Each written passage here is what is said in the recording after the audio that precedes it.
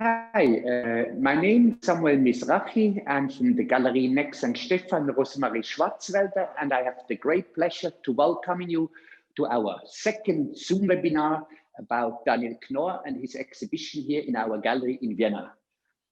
As we are waiting for some people to join us, I would like first to say as well that we have at the end of our session, we will have a short Q&A. So if you have any questions, please feel free to write this down and I will read them out at the end of our webinar and Daniel will be so kind to answer them. So I would like now, before we start, I would like to give you first some basic information about Daniel. So Daniel originally was born in Romania and he studied in Munich. And he has a studio in Berlin and since a few years as well in Hong Kong. I'll mention as well now some important station of Daniel's career. So in 2020, Daniel had a great retrospective at the Kunsthalle in Tübingen, where his whole oeuvre of the last 20 plus years has been exhibited. And along that exhibition, there was also a beautiful catalog published in German, English, and even in Chinese. This catalog actually can be ordered with us. In 2019, Daniel had an amazing project at Art Unlimited, Art Basel. It was one of the most talked projects and it was super well received. In the same year, in 2019, Daniel also presented during Art Basel Hong Kong, he presented the project Calligraphic Wig. As well, this one was really great, highly acclaimed, and many people really enjoyed visiting that installation. In 2017, Daniel was invited to show a piece at Documenta in Athens and as well in Kassel. And in the same year as well, 2017, during Art Basel Miami Beach as a public art project, Daniel presented a sculpture called Navel of the World. And finally, in 2005, Daniel was invited to do the pavilions of Romania at the Venice Biennial. So I think now, hopefully, a few people have joined us, and it's my great pleasure now to go with you into the exhibition of Daniel KNORR. It's called Canvas Sculpture. It is his fourth exhibition here in the gallery. We will be presenting three new series of works by Daniel. Here in the first room where we're now entering, we see the pieces called Canvas Sculptures, and in many ways, this is Daniel's take on painting, or like a further development of painting in a way, like in a sculptural way. And Daniel will be now so kind to give us maybe first some general information about the canvas sculpture pieces, and then we will go into two or three works in particular. Hello, Daniel. Please feel free to go on. Hello, everybody, and hello, Samuel. Thank you so much for joining us. First, I want to just say something about the works themselves, how it actually came out. It was last year during the lockdown, where we are still in at the moment. So actually it was accidentally, I found out that the color that I used for the resin kind of freed itself from the silicone. So then I found out that actually I could paint and take actually the structure of the canvas with the silicone, like a molding a canvas. And then I started actually to paint on canvas directly.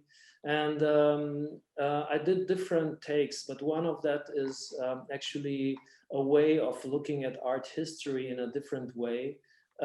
Because I was interested in a continuation of the modernity concept, but also to cut with a convention. And in this case, I wanted to materialize the difference in the development of our society, and actually to show how, let's say, the view on different social structure is happening at the moment. For example, how we look at women, and if you see this painting of Picasso, Demoiselle d'Avignon, which was painted 100 years ago, had the idea of showing the sex workers, which were obviously African women. If you look at the masks, and appropriating culture is something that we, look in a different way. So kind of, I had the idea of actually, let's say, make the work itself independent, take it from its support of the canvas, and let it be free in a way, and get a new way into our perception. So yeah, this is Daniel? one of the first pieces in that direction. So that it could be in a way said that the canvas sculpture is in a way like a liberation of the paintings from the canvas itself, that in a way the painting is now like liberated and is inside this three-dimensional wall sculpture, and it's like an your interpretation or take on modernity brought into the 21st century. Would that be something you would say that could be said for this series of work? Yes, you are actually putting it much better than me. So yeah, I would say yeah, it is the way to look at. Yeah, sure. And if we look at the next one, for example, the Roy Lichtenstein, isn't it? Yeah. So here, for example, we have. I was always thinking about, let's say, the moment of reproduction. So the works, they were kind of icons, but right now, let's say, because you can find them on all kind of things, or even on shower curtains. The work kind of takes its own way into the society, and we actually react to it in a different way. So here also formally, I was interested in actually have the brush stroke in a three-dimensional way and put it out of its own, let's say, way of or its own existence somehow, and putting it into a new moment of our time. Okay, great. So Daniel, maybe we go now here to another piece from the series Canvas Sculpture, what I think has been inspired by Paul Klee, this very blue and with the checkerboard and lines. And can you maybe give us some specific information about this particular piece? Yes, this piece also, I call it Berlin Chateau, and actually it's also, let's say, a development that came from Clay. Clay was very much triggered by color, and his piece was in like brown tones. It's a similar piece, but it's painted in a completely another way. So here, the colors are changed, but also the surface, as it would be the surface of a city itself, that with their up and downs and the different zones that are more high and the other that are more low, and also the idea of what is high, what is low, actually came up here. And yeah, it's a materialized thinking about the city. And then may I ask, as we can see here, you have so like different shapes, like here it's more like a wave, and here you have the feeling like there's some kind of a rectangular piece below it. When you actually create the piece, do you already know how you want to shape and squash the polyurethane, the resin, or is that something you decide spontaneously when you actually are working with the piece? Yes, it's both. Actually, I have the forms that I want to put under, and they're different. For example, the Liechtenstein was just the waves, and I wanted to have it like a curtain somehow. But this one, for example, I had different forms that I already. This was a form. It's like a pin that you put on the street, like where cars go around. So we took everything from the studio, and then we actually, let's say, we're thinking where to put what, and we are like three people forming it, and it needs like time to get it into this form, because also it depends of the structure and the thickness of the material. how it gets banned and how it works. So it's both. It is like you have the elements that you put under and the way that you want to shape it, but then at the same time you react for the moment. Okay, so now we go to the final piece in this room. It's called, I have learned now the name of the artist, the Russian avant-gardist Popova. Have I said it rightly, Daniel? Popova? Yes, correct. yes. So maybe you could tell us some information about this particular piece, and I think there's as well a great story coming along with that particular work, the original one, isn't it? And your interpretation of it. Maybe if you would like to share that with us, please. Yes, it's funny because this piece actually was I mean it's a development from the original piece. The original piece is more in the brown tones, and it's actually painted on a piece of wood that was or hardboard that was used as a window of one of the ancestors of Popova, and when it was discovered in his apartment, he was keen on just getting back his window. Please give me another board, because then I cannot close my window. So he even didn't know what he has in his house. So actually, I added, let's say, other colors, and I actually continuated the piece using this kind of story in a way, and so it's like a continuation of it, and in the same time it has the idea of a flag somehow. So it turned into a, for me it's like a flag. It's a flag of constructivism somehow. Okay, great. So Daniel, if it's okay, we will be going now into the second room where you're showing a new series called Berlin Wall Nuggets. This series is in a way a continuation of the Depression elevations. This is the series you started in 2011 or 2013, I can't remember. Is it 11? 2013. 2013, and this is in a way like a continuation of the Depression elevations. What is a series where you, if you don't mind, I maybe could just very quickly explain. The Depression elevations is in a way a series where you have taken castings from potholes in the street, and you have then in the end you have like again a wall sculpture where in the on the front you have this super flat surface, and at the back you have in a way like the depression elevation from the street where you have taken the casting from. And this particular pieces, the Berlin Wall Nuggets, are in a way a continuation of the depression elevations, but in the way it has a direct link to the Berlin Wall. Maybe you could expand here a little and tell the visitors what we are seeing here. And what.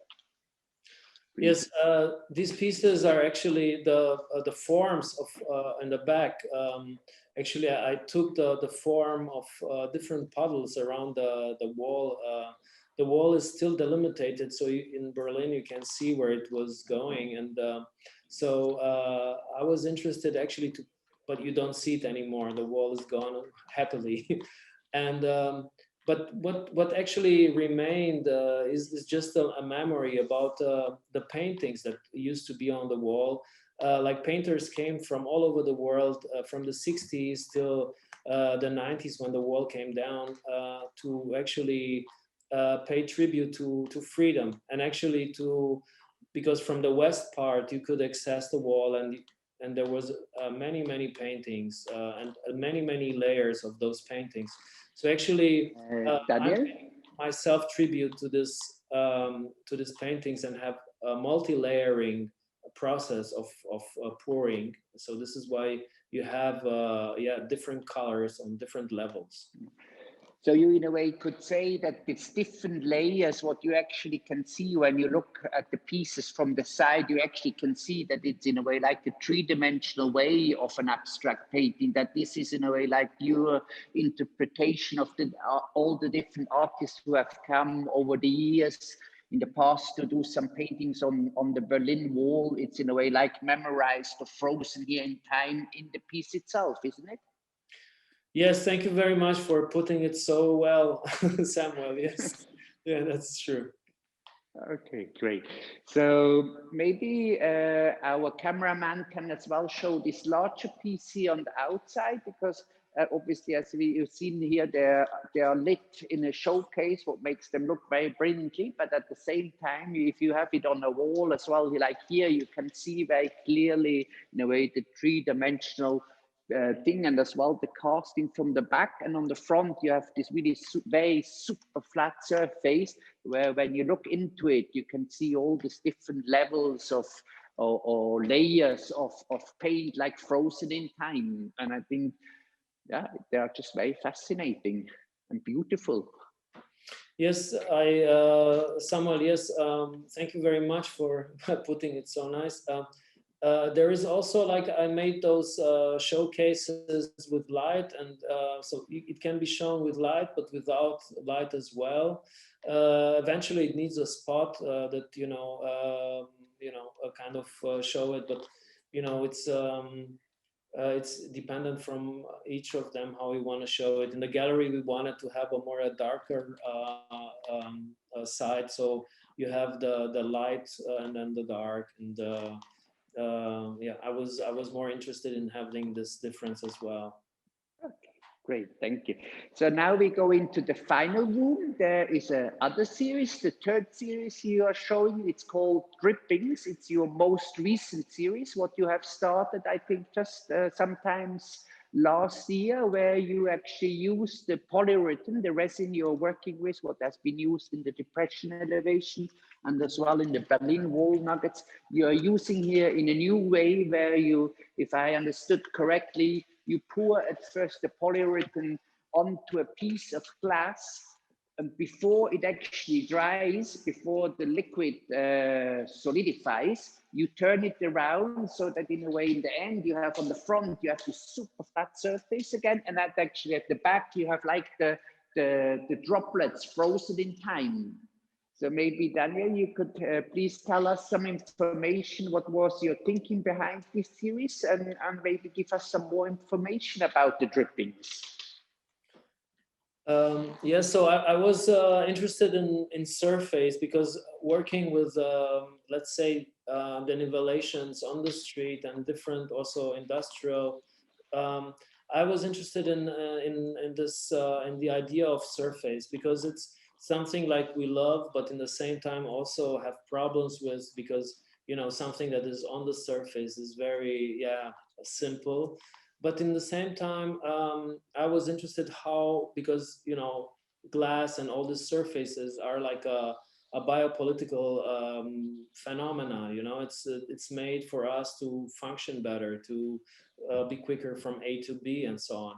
So actually, I was interested in a physical reaction from, let's say, natural elements, like it would be water, how it would run down a glass, and what it would come out, and all these driplets and drippings that actually come in time, and using this material that is also fascinating. I could make them, materialize them in time, and materialize them, and layer by layer.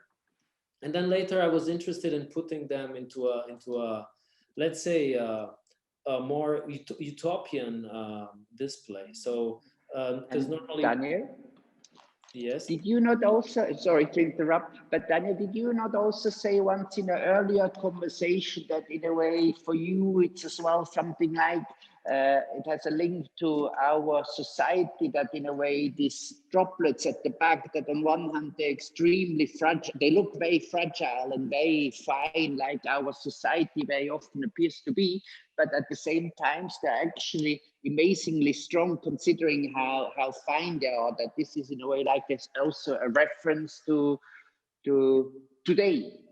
Maybe you would like to expand on that a little? Yes, so the way it was, I tried to display it. It's let's say I said in a utopian way, because it's not the way it's fabricated actually upside down.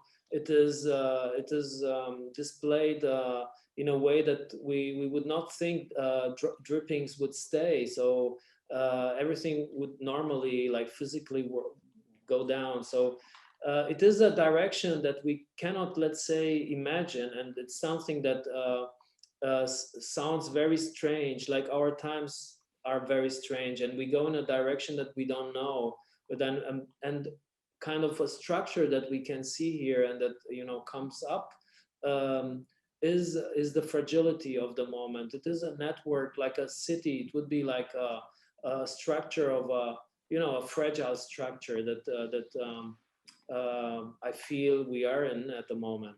But for sure, yeah, the pieces are very light, and but also very stable. So it's by the way, this material is not breakable. So it is like glass. It is really like Murano glass, but it was built by it's an American material that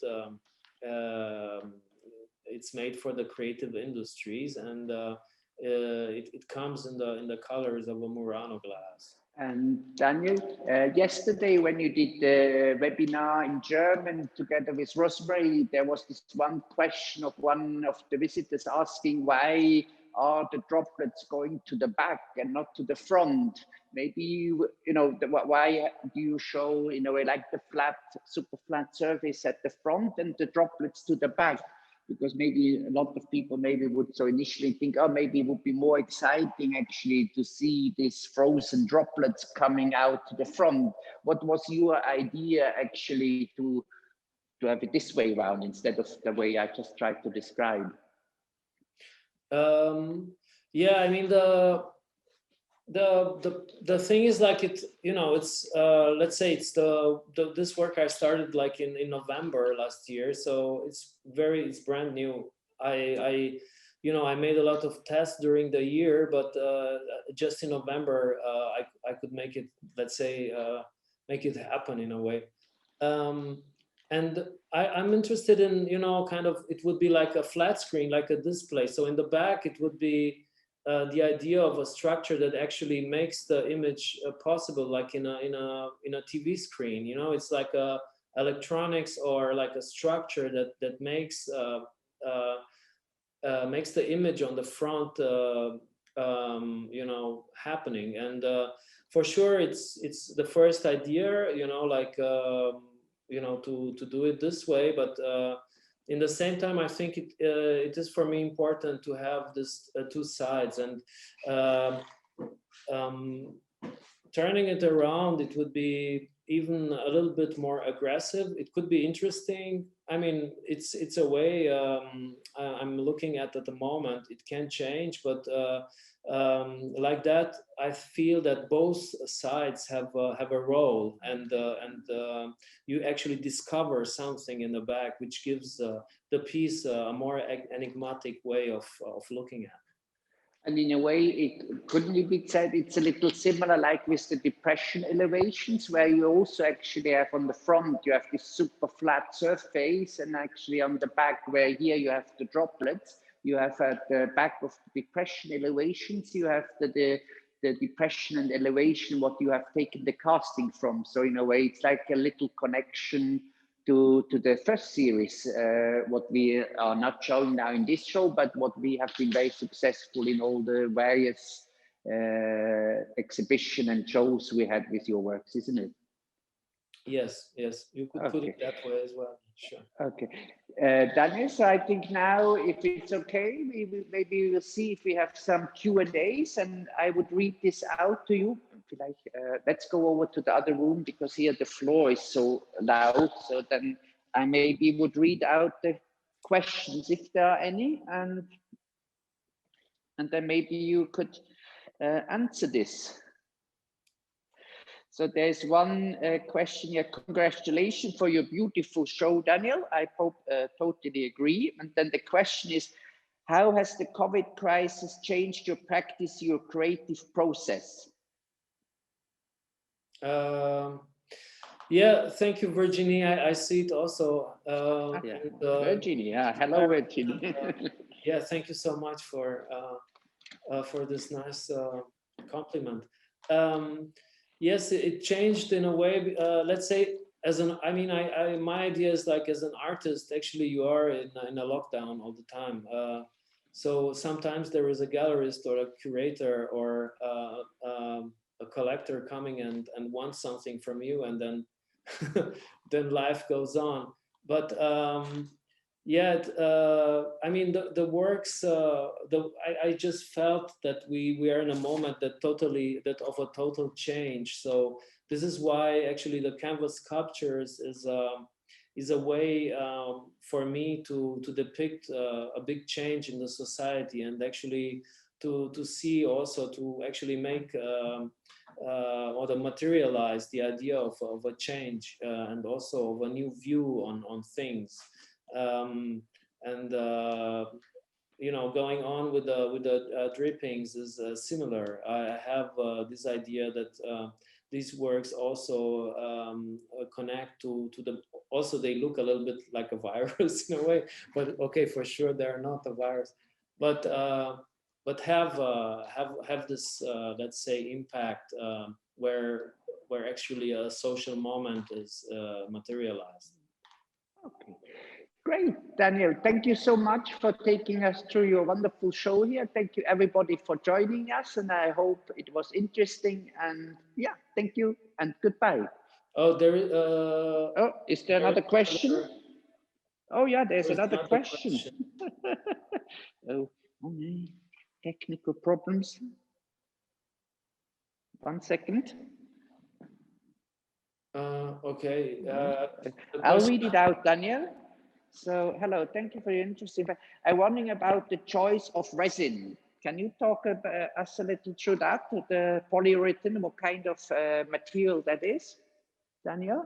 Yeah, it is a resin that is actually made for the creative industries. It comes from the US and is a material that is very, let's say, is it's not very versatile, isn't it, in a way? Nocive. It's after 16 hours, it actually doesn't smell, doesn't. It's a fantastic material. So I discovered it in Los Angeles in 2013, and yeah, it's something I'm working on since a while, and yes, if this helps you in a way. I tried also other resins, but this is the most beautiful and powerful. Okay, great. Okay, so thank you, everybody. It was a great pleasure having you all here, and hopefully we can repeat this soon again, but we would prefer that everybody can come again to our gallery or to an art fair. Thank you very much. Have a nice weekend. Bye-bye. Thank you, and bye-bye.